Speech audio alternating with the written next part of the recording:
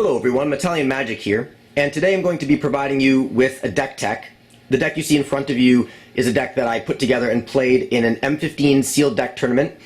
I played in the Foiled Again tournament at Grand Prix Worcester-Boston, or Boston-Worcester I believe is how they titled it. It was in Worcester, Massachusetts, and it was over the course of July 25th, 26th, and 27th, 2014. It was a lot of fun. This event was a Friday night event. It had a pretty cool prize structure. Booster packs and promo foils were on the line in every match, and the final match added the stakes, or upped the stakes with a limited edition Grand Prix Boston-Worcester Dark Confidant playmat. So that playmat will be in another video on the channel, as I did win the playmat. The playmat, though, that I have before you today is a new one as well. I want to take a quick moment to mention this. I won this playmat in a silent auction to benefit a woman named Mariah. Some of you might have heard of her plight. She has a father who's part of the Magic community.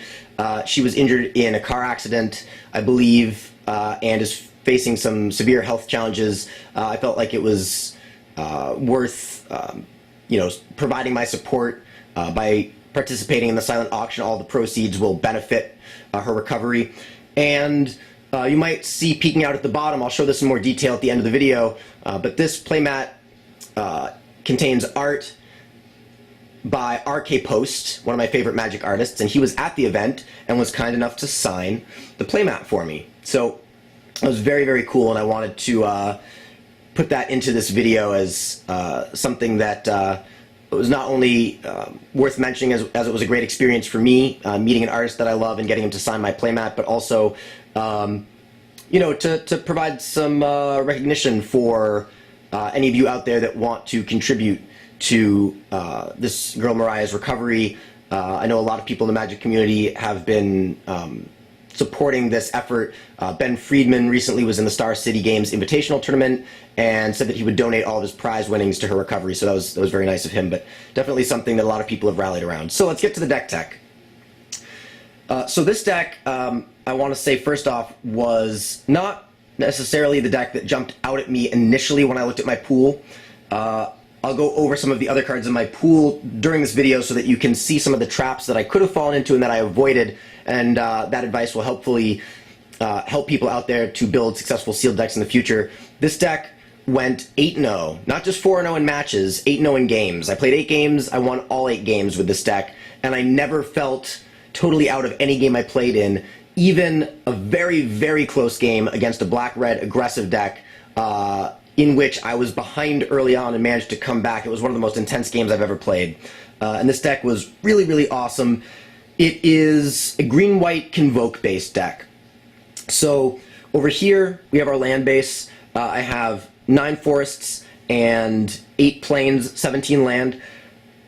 I put in 1 more forest, 9 forests instead of the other way around, 9 and 8, 9 forests, 8 plains, because I wanted to hit my mana acceleration in Elvish Mystic, or not really acceleration, but my mana fixing or helping in Satyr Wayfinder. I was able to keep a hand in one game during the tournament, which was a forest, a mystic, and a Wayfinder, and by casting the Wayfinder on turn 2, found another land, got that land into play on turn 3, and then was able to start playing other creatures like Hushwing Gryph or Netcaster Spider that then allowed me to convoke out my big threats. So even with a land-light hand, this deck could function reasonably well and limited my need to mulligan throughout the tournament.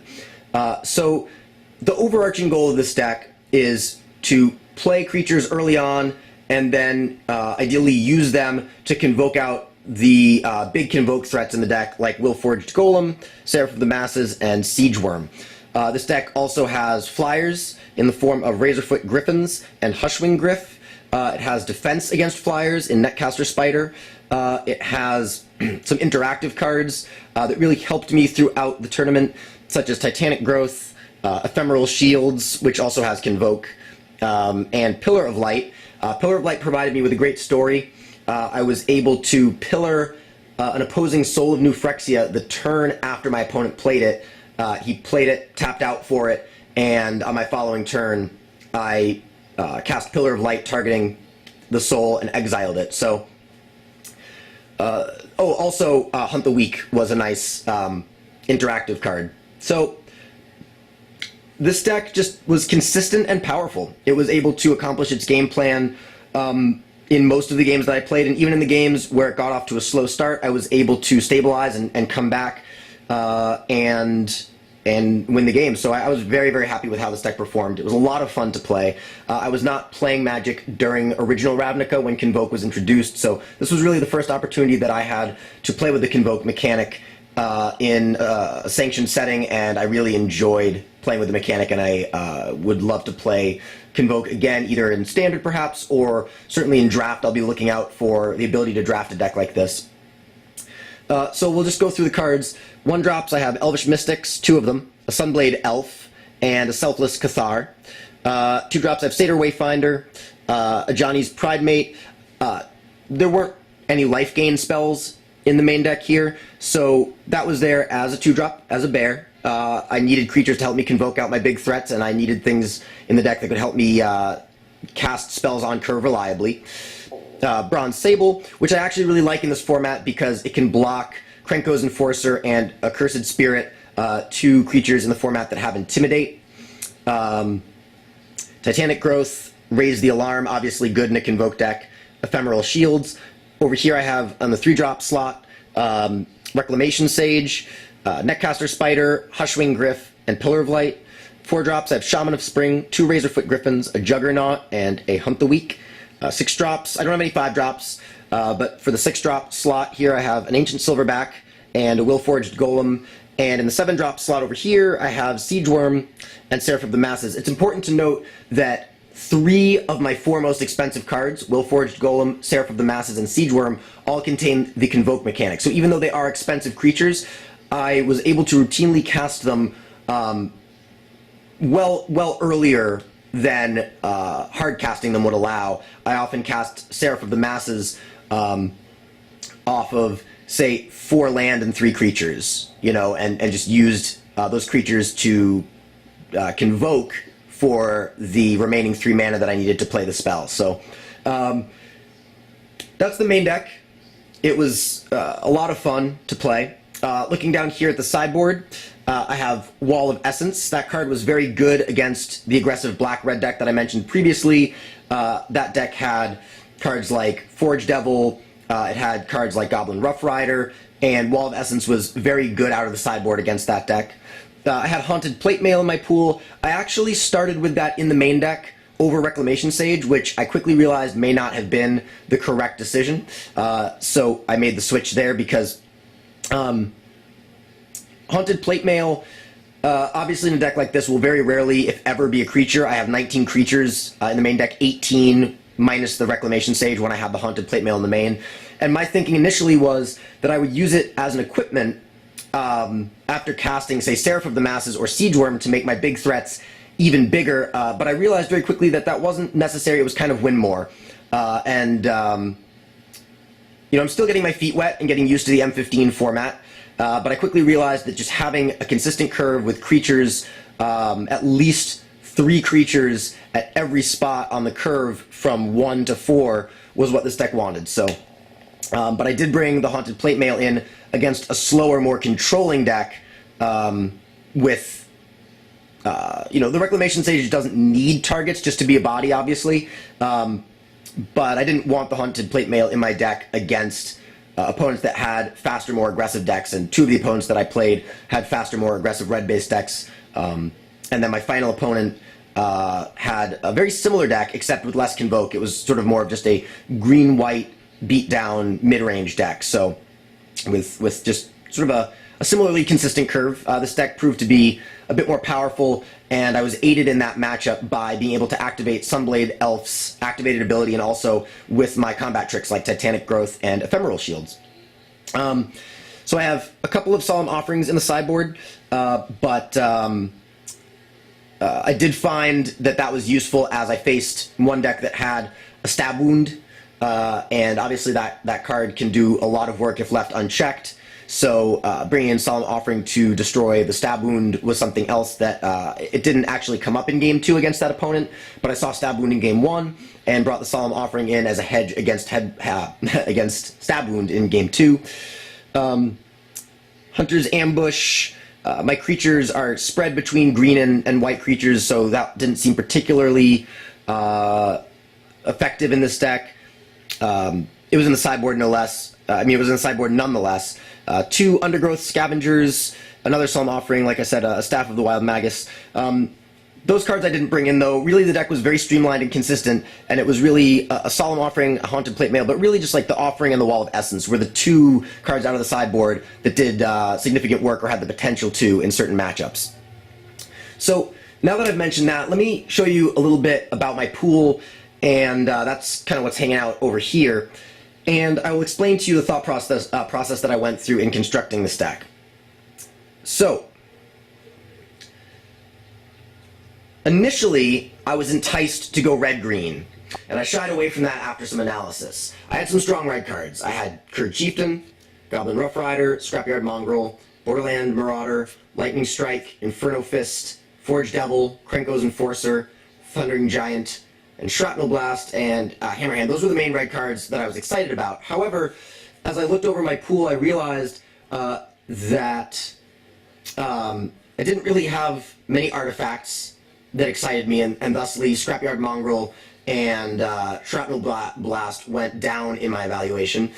Furthermore, some of the creatures were easily replaceable by white counterparts. Obviously the white cards don't do exactly the same thing, but there was a card that I could put in the same slot. For Forge Devil, it was the Cathar. For Krenko's Enforcer, it was the Hushwing Gryff.